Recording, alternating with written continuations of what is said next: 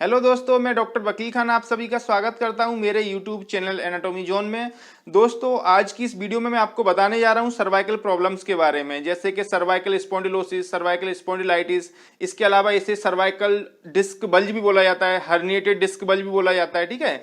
और आज के टाइम में मेरे पास जो सबसे ज्यादा मरीज आते हैं यानी गर्दन की नस दबने के, यानी गर्दन की नस पे सबसे ज्यादा जो नस दबती है वो दबती है C3, C4, C4, C5, C5, C6, C6, C7। यानी C6 ये क्या होते हैं ये मैं आपको सब आगे वीडियो में बताने वाला हूं। यानी इन रीजन पे ज्यादातर नस जो है डिस्क बल्ज होता है और नस दब जाती है, ठीक है। तो जो नस दबती है तो बहुत ज्यादा असहनीय दर्द होता है गर्दन के अंदर, गर्दन से कंधे के अंदर भी आता है, कंधे से जिस साइड की नस दबी हो उस साइड के हाथ में भी जाता है। तो दोस्तों, इस बीमारी में जो है आपको मैं इस वीडियो में आज पूरा डिटेल में बहुत अच्छे से समझाऊंगा कि ये बीमारी होती क्या है, कैसे होती है, इसके कारण क्या होते हैं, लक्षण क्या हैं, इसके साइन सिम्टम क्या है ना, और इसके सावधानी हमें क्या क्या बरतनी चाहिए, क्या क्या प्रिकॉशन लेने चाहिए। और आखिरी में मैं आपको बताऊंगा इसका 100% साइंटिफिक इलाज, यानी कि आप इस बीमारी का इलाज कैसे करना है वो पूरा बहुत अच्छे से समझाऊंगा। तो इसलिए आप इस वीडियो को पूरा आखिरी तक देखिए, जिससे कि आपको पूरा खुद ही समझ में आ जाएगा कि बीमारी होती क्या है, कैसे होती है, सब कुछ समझाऊंगा डिटेल में, ठीक है। तो चलिए मैं अपनी अब आपको अपने लैपटॉप की स्क्रीन पर लेके चलता हूं। स्क्रीन पर ले आने से पहले मैं आपको एक रिक्वेस्ट करूंगा कि आपने अभी तक चैनल सब्सक्राइब नहीं किया है तो चैनल को सब्सक्राइब करें, बेल आइकन को दबाएं, जिससे कि मेरी और आगे आने वाली सारी वीडियोस का आपको नोटिफिकेशन मिलता रहे, और वीडियो को लाइक और शेयर जरूर करें। Thank you. तो चलिए अब चलते हैं मेरी लैपटॉप की स्क्रीन पे। तो चलिए दोस्तों, अब बात करते हैं सर्वाइकल प्रॉब्लम्स के बारे में। यानी सर्वाइकल प्रॉब्लम्स को, यानी इसको गर्दन का दर्द भी बोल सकते हैं अपन, जैसे गर्दन का दर्द या गर्दन की नस दबना, ठीक है। अब जो सर्वाइकल जो प्रॉब्लम होती है, यानी जो गर्दन की नस दबती हैं, वो जैसा कि मैंने बताया सबसे ज्यादा जो दबती हैं वो दबती हैं C4, C5, C5, C6 level पे, C6, C7 डिस्क बल्ज होता है इन लेवल पे, ठीक है। यानी ये मैं बताने वाला हूं आगे क्या होता है, ये मतलब क्या रहता है इनका C4, C5, C6 का मतलब है इनका, ठीक है, मैं बताऊंगा। अच्छा, इसे और प्रोलैप्स जो इंटरवर्टिब्रल डिस्क भी बोला जाता है, PIVD, किसी किसी MRI में आप देखेंगे PIVD लिखा रहता है ना, इसको सर्वाइकल हर्निएटेड डिस्क भी बोला जाता है, ठीक है। तो ऐसे करके कुछ भी, यानी सर्वाइकल डिस्क बल्ज या कुछ भी लिखा रह सकता है, यानी नस दबना गर्दन का, ठीक है। तो देखो इसके बारे में बात करते हैं। तो मैं आपको आज की इस वीडियो में बहुत अच्छे से डिटेल में बताने वाला हूं कि व्हाट इज सर्वाइकल प्रॉब्लम, यानी सर्वाइकल प्रॉब्लम होती क्या है, ठीक है। इसके कारण क्या क्या होते हैं, कॉजेज ऑफ डिस्क बल्ज बोल सकते हैं, ठीक है। And sign and symptoms of disc bulge, इसके लक्षण क्या होते हैं, कैसे मालूम चलेगा अपन को। अच्छा, इसके जो है प्रिवेंशन ऑफ सर्वाइकल प्रॉब्लम क्या होते हैं, यानी इसकी सावधानियां क्या क्या करनी चाहिए, हमें बचाव के लिए क्या क्या करना चाहिए, ये भी आपको डिटेल में बताने वाला हूं। फिर आखिरी में आपको बताऊंगा scientific treatment of disc bulge, यानी साइंटिफिक तरीके से इसका जो है 100% ट्रीटमेंट जो है इफेक्टिव कैसे क्या क्या किया करना होता है, ठीक है। इसकी जानकारी मैं आपको देने वाला हूं। तो चलिए सबसे पहले मैं आपको बताता हूं गर्दन की नस दबना या सर्वाइकल प्रॉब्लम क्या होती है, ठीक है, इस मतलब ये है क्या। तो देखो इसमें मैं आपको समझाऊं, ये पढ़ने से अच्छा मैं आपको पूरा बताता हूं आगे, कि जो पहले मैं आपको थोड़ा नॉर्मल जानकारी देता हूं, आपको जनरल नॉलेज देता हूं कि जो हमारी रीढ़ की हड्डियां होती हैं, क्योंकि सर्वाइकल मतलब रीढ़ की हड्डी है ना, तो जो हमारी सर्वाइकल जो हमारी रीढ़ की हड्डियां होती हैं वो रहती हैं टोटल 33, आपने सुना होगा। तो जैसे आप ये बॉडी में देख पा रहे होंगे कि ये जो हमारी पूरी की पूरी रीढ़ की हड्डियां हैं, ये हमने जो है कैटेगरी वाइज क्लासिफाइड कर दिया है, मतलब इनको कैटेगरी में क्लासिफाइड मतलब इसको ग्रुप में बना दिया है। जैसे क्या, मान लो हमारी गर्दन की रीढ़ की हड्डी हो गई, ठीक है। तो जो गर्दन में जो जिस एरिया गर्दन के एरिया में जो रीढ़ की हड्डियां होती हैं उनको बोलते हैं सर्वाइकल वर्टिब्रे, ठीक है, यानी सर्वाइकल स्पाइन बोल दीजिए। तो जो रीढ़ की हड्डी हो गई गर्दन की उनको बोल दिया सर्वाइकल। फिर जो छाती वाले एरिया में, चेस्ट वाले एरिया में आती है उनको बोलते हैं थोरेसिक, ठीक है। यानी जो सर्वाइकल गर्दन की होती है वो 7 होती हैं हड्डियां, उसके बाद में थोरेसिक होती है मतलब चेस्ट वाले एरिया में ये रहती है 12, ठीक है। तो इनको थोरेसिक बोला जाता है, या D12, D3 ऐसे सुना होगा, डोर्सल भी बोलते हैं कहीं कहीं, ठीक है। उसके बाद में फिर ये होती है लंबर, लंबर होती है कमर वाले एरिया में, ठीक है। ये 5 होती है तो ये लंबर होगी, जैसे आपने सुना होगा L4, L5, L5, S1 ऐसे करके, इसके ऊपर मैंने एक वीडियो भी बना रखी है, ठीक है। तो इसमें ये लंबर हो गया। अब लंबर के अलावा फिर सैक्रम हो गया। सैक्रम ये 5 हड्डियों से मिलकर बना है, लेकिन ये चिपकी हुई रहती है, फ्यूज्ड रहती है, तो इनको अलग अलग नहीं कर सकते ऐसे। फिर आखिरी में जो 4 रीढ़ की हड्डी होती है, सर्वाइकल मतलब रीढ़ की हड्डी मतलब उनको बोलते हैं कॉक्सिक्स, ये भी चारों फ्यूज्ड होती है। तो इस टाइप से टोटल 33 रीढ़ की हड्डियों को हमने क्लासिफाइड यानी ग्रुप में डिवाइड कर दिया, ठीक है। अब हम बात कर रहे हैं कौन से एरिया की, सर्वाइकल एरिया की, मतलब गर्दन की रीढ़ की हड्डियों के बारे में। ठीक है, तो आपको इतना समझ में आ गया कि हमारी रीढ़ की हड्डी कैसे डिवाइड की है, सर्वाइकल, थोरेसिक, लंबर और सैक्रम। ठीक है, और कॉक्सिक्स आखिरी में आता है। तो अब देखो क्या होता है कि जो हमारी रीढ़ की हड्डियां होती हैं उनके बीच बीच में डिस्क होती है। जैसे आप ये रीढ़ की हड्डी देख रहे होंगे बॉडी के अंदर, ठीक है, इस फोटो में। अब इसको हम इधर देखते हैं तो देखो ये हमें रीढ़ की हड्डी वर्टिब्रा बोलते हैं, ये दिख रहा है। अब हर दो रीढ़ की हड्डियों के बीच में एक डिस्क होती है। ठीक है, एक डिस्क क्यों होती है, क्योंकि डिस्क जैसे मान लो अगर ये हमारी रीढ़ की हड्डियों के बीच में डिस्क नहीं होती, डिस्क एक बोल सकते हैं रबड़ का सा एक तरह का, समझ लीजिए कि जैसे कुछ बीच बीच में आपने एक रबड़ लगा रखी है रीढ़ की हड्डियों के बीच में। ठीक है, अब उसका फायदा क्या मिलता है कि अगर मान लो ये रीढ़ की हड्डियों के बीच बीच में डिस्क नहीं होती तो हमारा जो शरीर क्या होता है, एकदम डंडे जैसे हो जाता है। क्यों, क्योंकि जैसे ये रीढ़ की हड्डी सारी एक दूसरे के ऊपर रखी रहती है। जैसे मान लीजिए मैं इसको डिस्क को जो आपको स्काई ब्लू जो आसमानी कलर की दिख रही है इनको निकाल दूं तो हड्डी एक दूसरे के आसपास आ जाएगी, हड्डी एक दूसरे के आसपास आएंगी, जुड़ जाएंगी सारी हड्डियां। तो हमारी जो रीढ़ की हड्डी है वो एकदम डंडे जैसी हो जाएगी ऊपर से नीचे, मतलब ना वो आगे झुक पाएगी, ना पीछे हो पाएगी, ना साइड में। तो जो रीढ़ की हड्डी को फ्लेक्सिबल करने के लिए इसके बीच बीच में डिस्क होती है। ठीक है, तो डिस्क समझ में आ गया क्या होता है। अब इस डिस्क को मैं आपको अंदर से दिखाता हूं। जैसे मान लो ये जो डिस्क है दो रीढ़ की हड्डियों के बीच में, ये पूरा सब जगह होती है, यानी सर्वाइकल में भी होती है, थोरेसिक में भी और लंबर में भी होती है। ठीक है, तो देखो जो रीढ़ की हड्डी के बीच में डिस्क है, जैसे आप ये डिस्क देख रहे होंगे ये वाला, जैसे मैंने इधर से ये एक डिस्क अंदर से मैं दिखा रहा हूं इधर, तो ये जो बनी होती है ये दो पार्ट से मिलकर बनी होती है। ठीक है, एक तो बाहर वाला फाइब्रस पार्ट रहता है जिसको बोलते हैं अपन एनुलस फाइब्रोसिस, यानी फाइबर का बना रहता है, हार्ड स्ट्रक्चर रहता है। ठीक है, अब इस फाइबर के अंदर एक जेल लाइक स्ट्रक्चर यानी जेल जैसा एक सब्सटेंस भरा रहता है, एक तत्व भरा रहता है जिसको अपन बोलते हैं न्यूक्लियस पल्पोसस, यानी पल्प भरा है इसके अंदर, डिस्क के अंदर, यानी जेल जैसा एक भरा हुआ है। ठीक है, अब ये आपको समझ में आ गया डिस्क कैसे बनी है। बाहर साइड में चारों साइड में क्या हो गया, फाइबरस यानी फाइबर का बना हो गया, एनुलस फाइब्रोसिस जिसको बोल रहे हैं, और जिसके अंदर एक जेल भरा हुआ है इसको बोलते हैं न्यूक्लियस पल्पोसस। ठीक है, ये एक डिस्क का स्ट्रक्चर होता है, यानी डिस्क बनी रहती है जो कि हर दो रीढ़ की हड्डियों के बीच बीच में रखी रहती है। ठीक है, अब आगे चलते हैं। अब देखो मैं बताता हूं, क्योंकि मैं आपको बताने वाला हूं सर्वाइकल रीजन के बारे में, यानी गर्दन की रीढ़ की हड्डियों के। तो मैंने बताया था कि सर्वाइकल 7 हड्डियां होती हैं। तो देखो इनको जो 7 हड्डियां होती हैं इनको नाम रख दिया इनका सबका। जैसे सबसे ऊपर जो आएगी उसको नाम दे दिया C1, उसके दूसरे नंबर पर जो होती है जैसे इधर दिख रहा है C2, उसके नीचे C3, उसके नीचे C4, C5, C6, C7, C7 पे से फिर नीचे आ जाती है थोरेक्स की तो T1 आ जाता है उसके बाद में। ठीक है, तो इस टाइप से इनको नाम दे दिया C1, C2, C3। अब होता क्या है, इन दो रीढ़ की हड्डियों के बीच में से एक नस निकलती है जो कि हमारे हाथों के लिए जाती है। ठीक है, तो जैसे आप देख पा रहे होंगे, जैसे मान लो C2 है, ये C3 है, तो इसके बीच में एक पीले कलर की एक नस गई, इसका नाम C3 नर्व हो गया, नर्व बोलते हैं। ठीक है, ऐसे ही C4, C5 के बीच में से निकल रहा है C6, C7, इस टाइप से। तो जैसे मैंने आपको बताया कि सबसे ज्यादा जो नस दबती है C5, C6, C7 पे दबती है। तो अब इसका क्या मतलब है आपको समझ में आ गया होगा कि जैसे आपकी एमआरआई आपने मान लीजिए एमआरआई करवाया है, तो एमआरआई में आपका लिखा आ गया कि diffuse disc bulge at the level of C4, C5 या C5, C6। ठीक है, तो इसका मतलब क्या हुआ कि जो C5, C6 लिखा है, तो मतलब जो 5th नंबर की हमारी 5वें नंबर की रीढ़ की हड्डी है और 6 नंबर उसके 6वें नंबर की है, उसके बीच में से जो नस नब्द निकल रही है वो दब गई है, यानी ये वाली डिस्क बल्ज हो गई। मैं समझाऊंगा डिस्क बल्ज कैसे होती है। ठीक है, तो C5, C6 के बीच में से जो एक नस निकल रही वो दब गई। उसके बाद में C6, C7 भी लिखा है किसी का, तो ये C6 ये वाली, C7 ये, इसके बीच में से जो नस निकल रही है ये भी दब गई। किसी किसी का C4, C5 भी दबा रहता है। तो इसका मतलब क्या है कि जो C4 ऊपर, C5 नीचे, इसके बीच में से ये वाली जो नस निकल रही है ये भी दब गया। ठीक है, तो इस टाइप से ये सर्वाइकल रीजन की हमारी रीढ़ की हड्डियां और नस होती है। ठीक है, तो आपको आई होप कि आपको समझ में आ गया होगा C5, C6, C7 क्या होता है। ठीक है, अब जैसे मान लीजिए ये वाली जो नस होती है हमारी सर्वाइकल, यानी सर्वाइकल जैसे C7, T1, C5 ये दिख रहा है आपको इधर, है ना। तो इसमें से ये जो नस निकल के हमारी पूरे कंधे से होता हुआ हाथों में जाती है, यानी C5, C6, C7 जो है ये हाथों में आती है। ठीक है, लेफ्ट साइड के लिए लेफ्ट नर्व निकलती है, राइट के लिए अलग से निकलती है, यानी दो रीढ़ की हड्डी के दोनों साइड में से दोनों हाथों के लिए नर्व निकलती हैं।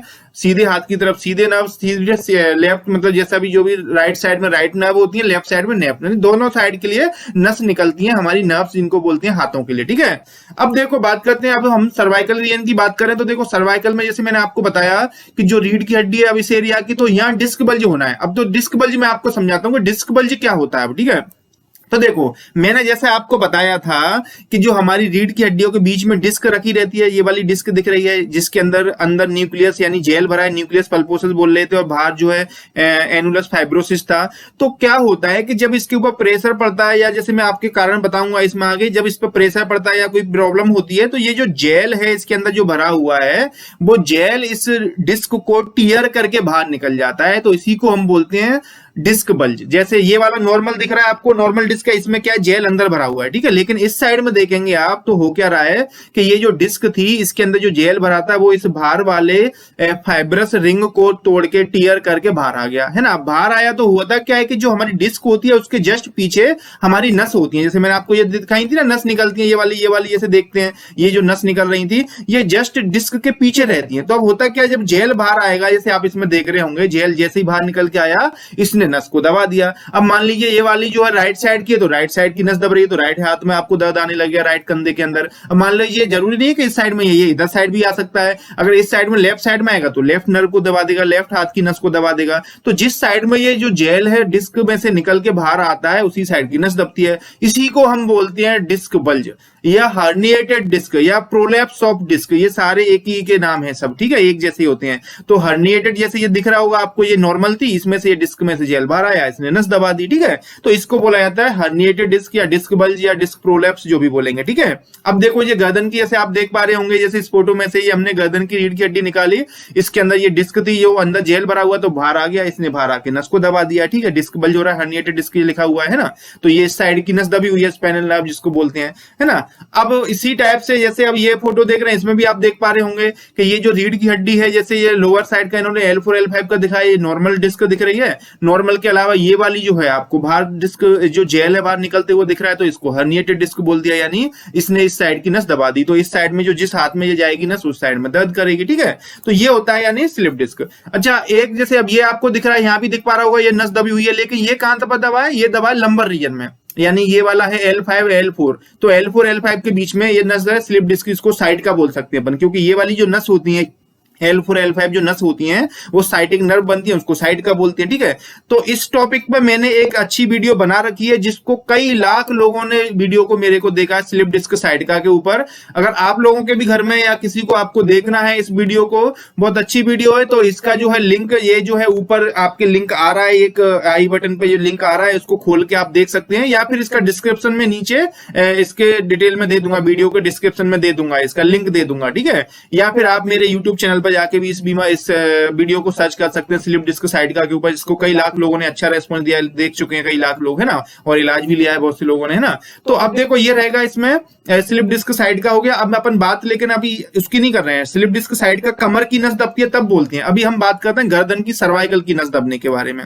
तो मुझे उम्मीद है शायद आपको समझ में आ गया होगा कि नस कैसे दबती है, ठीक है। अब हम बात करते हैं इसके causes of cervical disc bulge, यानी जो गर्दन की नस दबती है इसके कारण क्या क्या है। तो देखो, गर्दन में चोट लगना, जैसे मान लीजिए किसी को चोट लग गई है ना, कोई गिर गया बाइक से या एक्सीडेंट हो गया, तो उस केस में भी जो है ये नस दबने के चांस रहते हैं। दूसरा है सिर पर भारी वजन उठाना, जैसे आपने देखा होगा लेबर कैटेगरी के लोग होते हैं, मजदूर लोग होते हैं, बेचारे सिर पे वजन रख के बहुत भारी और काम करते हैं, तो जब ज्यादा टाइम तक, लंबे टाइम तक वजन रखते रहते हैं तो उनकी जो है डिस्क बल्ज होने के कारण होता है ये, ठीक है। और इसके अलावा जो आजकल सबसे ज्यादा मेरे पास जो कॉल आते हैं मरीजों के, वो आते हैं सिर झुकाकर लंबे समय तक कंप्यूटर पे काम करना, यानी जिनकी सिटिंग जॉब जो बोलते हैं अपन, है ना, जिनकी लंबी बैठने वाली सिटिंग जॉब होती है, आईटी सेक्टर में जो लोग होते हैं, मेरे पास बहुत कॉल आते हैं ये वाले, ठीक है। तो जो आगे सिर झुका के पूरा दिन सुबह से शाम तक जॉब करते हैं बेचारे, बहुत ज्यादा मेहनत करनी पड़ती है, तो उन लोगों को भी ये जो है स्लिप डिस्क का जो है सर्वाइकल प्रॉब्लम का इसका मतलब कारण होता है, ठीक है। दूसरा, सिर झुकाकर लंबे समय तक पढ़ना, जैसे अब जो स्टूडेंट होते हैं वो भी बेचारे बहुत टाइम तक पढ़ते रहते हैं सिर झुका के, तो उनको भी ये आजकल प्रॉब्लम आ रही है ना। 18-20 साल की लड़कियों में, लड़कों में बहुत देखने को मिल रहा है। गलत तरीके से रात को सोना, यानी जैसे हम गलत तरीके से मान लो गर्दन टेढ़ी वेढ़ी करके सो गए, ज्यादा मोटा तकिया लगा लिया, तो उस कंडीशन में भी ये डिस्क बल्ज के केस बन रहे हैं आजकल, है ना, नस दबने के। बहुत देर तक मोबाइल का प्रयोग करते हैं, गेम खेल रहे हैं लंबे टाइम तक, है ना, तो आप गर्दन को झुका के और मोबाइल चला रहे हैं बहुत कई घंटों तक, तो उन केस में रेगुलर बेस पे कर रहे हैं, तो उनको भी ये प्रॉब्लम हो रही है, ठीक है। और गर्दन की मांसपेशियों का कमजोर हो जाना। इस केस में भी जब मांसपेशियां कमजोर हो जाती हैं तो इनको भी ये जो है सर्वाइकल प्रॉब्लम डिस्क बल्ज का होने लगता है, यानी इनकी भी गर्दन की नस दबने लगती है। ठीक है, तो ये थे इसके कारण जो इसको यानी बोल सकते हैं कॉजेज ऑफ सर्वाइकल डिस्क, जो डिस्क बल्ज करवाते हैं, हर्निएटेड डिस्क बल्ज करवाते हैं। ठीक है, अब बात करते हैं इसके sign and symptoms of cervical disc problem, यानी जो है जो साइन सिम्टम क्या है, यानी गर्दन की नस दबने के लक्षण क्या होते हैं, आपको कैसे पता चलेगा। तो देखो, एक तो इसमें गर्दन में असहनीय दर्द होता है। असहनीय दर्द मतलब जो गर्दन में बहुत तेज दर्द, सीवियर दर्द होगा बेचारे लोगों को, यानी बहुत पीछे गर्दन के बहुत ज्यादा मतलब गहरा दर्द होता है, बहुत ज्यादा, है ना। दूसरा, गर्दन में सुनपन होने लगता है, यानी उस एरिया में सुनपन भी आ जाता है, यानी सुनपन मतलब सुई टाइप की चुभने लगती है। ठीक है, यानी भारीपन सुनपन आ जाता है। तीसरा, गर्दन का सुनपन कंधे तथा हाथ में जाना। अब ये जो सुनपन होता है, यानी जो दर्द है गर्दन से, क्योंकि मैंने आपको जैसे बताया कि हमारे राइट हैंड के लिए राइट साइड में नस निकल रही है, लेफ्ट हैंड के लिए अलग से निकल रही है, तो जिस साइड की नस वो दब जाएगी उस साइड के गर्दन से कंधे में दर्द जाएगा। किसी किसी को जब ज्यादा नस दब जाती है तो कंधे से हाथ में भी आने लगता है। ठीक है, तो गर्दन का दर्द और सुनपन हाथ से कंधे, कंधे मतलब बोल सकते हैं गर्दन से कंधा, कंधे से हाथ में भी जाता है जिनका ज्यादा दब जाता है। ठीक है, उसके अलावा फिर वापस साइड पर सुइयां चुभना, यानी जैसा कि मैंने बताया सुइयां सी चुभती हैं, यानी लोग बोलते हैं कि सुई टाइप का चुभ रहा है। ठीक है, कुछ लोग बोलते हैं जैसे गर्दन, कंधे, हाथ में करंट दौड़ना जैसा महसूस होता है। ये लोगों को बताते हैं, जैसे आपको भी अगर है प्रॉब्लम तो होता होगा, करंट टाइप का दौड़ता है, ऐसे एकदम करंट सा लगता है गर्दन के अंदर, कंधों के अंदर, हाथों के अंदर। ठीक है, उसके अलावा गर्दन में जकड़न आने लगती है, यानी एकदम जकड़ जाती है गर्दन, ज्यादा झुका मुड़ा नहीं सकते अपन इसको, है ना। गर्दन की मांसपेशियों का कमजोर हो जाना हो जाता है, एक तो गर्दन की मांसपेशियां भी कमजोर हो जाती है, इतना ज्यादा ताकत नहीं रहती गर्दन में, मतलब गर्दन को हिलाने डुलाने पर दर्द होने लगता है इस बीमारी में। ये भी इसका एक लक्षण है कि जैसे आप गर्दन आगे पीछे ज्यादा करो या फिर बहुत ज्यादा इधर उधर हिलाओगे डुलाओगे तो उसमें बहुत तेज दर्द होने लगेगा। तो ये होते हैं इसके मेनली सिम्टम, यानी साइन सिम्टम बोल सकते हैं, लक्षण इस बीमारी का। ठीक है, अब अपन आगे बात करते हैं, जैसे आप देख पा रहे होंगे ये गर्दन इसमें रेड दिखाया, यानी गर्दन का बहुत तेज इनको दर्द हो रहा है। ठीक है, अब ये आपको मैंने दूसरा डायग्राम दिखाया, जैसे कि मान लीजिए ये जो है गर्दन के वाले एरिया में दर्द हो रहा है, गर्दन से ये नस निकल के जाती है हमारी कंधे, कंधे से हाथों में जाती है, तो कंधे में भी आएगा, हाथों में भी दर्द आने लगता है। ठीक है, ये दूसरा आप देख सकते हैं डायग्राम, इनको भी जो गर्दन का दर्द है ये नस निकल रही है गर्दन से। ठीक है, तो ये इसके होते हैं साइन सिम्टम यानी लक्षण। अब बात करते हैं हम इसके प्रिवेंशन ऑफ सर्वाइकल प्रॉब्लम, यानी इसकी गर्दन की समस्या के बचाव एवं सावधानियां क्या क्या बरतनी चाहिए, मतलब इसका क्या क्या बचाव होने चाहिए, क्या क्या आपको सावधान, ये बहुत जरूरी है, क्योंकि अगर आपने ये बचाव नहीं किए तो बीमारी और बढ़ जाएगी। या आप लोगों को मालूम भी होना चाहिए जिनसे कि आप किसी को दूसरों को भी बता सके भाई क्या क्या बचाव इसके जो है, क्या ये या क्या क्या सावधानियां होती हैं जिनसे हम अगर इनको अपन फॉलो करें तो हमें सर्वाइकल प्रॉब्लम नहीं होगी। ठीक है, तो जैसे सबसे पहला है सही मुद्रा में सोना चाहिए, यानी कि हमें एक सही पोजीशन में सोना चाहिए, एकदम से टेढ़ा मेढ़ा गर्दन करके नहीं सोना चाहिए।